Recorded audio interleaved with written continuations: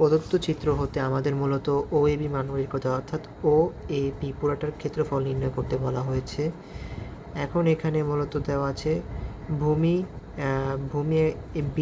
BD equal to 4 এবং ও B equal to 5। একটা জিনিস লক্ষ্য করি এখানে, যে এখানে ও এ এবং ও বি সমান একই বৃত্তের ব্যাসার্ধ, তাই এদের সবারই 5 সেন্টিমিটার হবে হলো বাহু।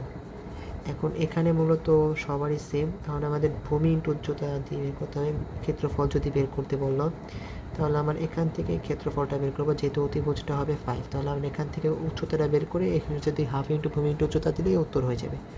অর্থাৎ কি করব, এখন আমরা মূলত সর্বপ্রথম এটা থেকে বের করব, যদি আমরা লিখি যে ও বি স্কোয়ার অতিভুজের Pythagoras O D square plus DB square.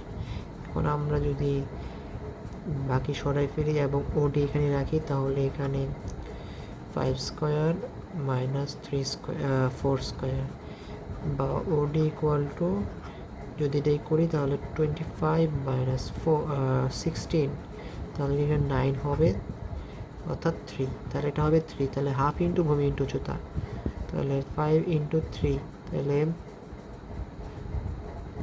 Half into ভূমি ইন্টু উচ্চতা। যদি আমরা একটা জিনিস লক্ষ্য করি, ভূমি আছে উচ্চতা লাগে, এখন এখানে ও যেহেতু ডিবি, এখন ডিবি এখানে মূলত একটি কেন্দ্রগামী জ্যা। এখন আমরা উপপাদ্য হতে পাই যে বৃত্তগামী জ্যা সমান দুই ভাগে বিভক্ত করে, অর্থাৎ এখানে 4 এডি এবং ডিবি ইকুয়াল টু 4, তাহলে এই পুরোটার মান কত, এবির মান কত, এটার মান হবে হলো 8, তাহলে মূলত এখানে হবে 8, তাহলে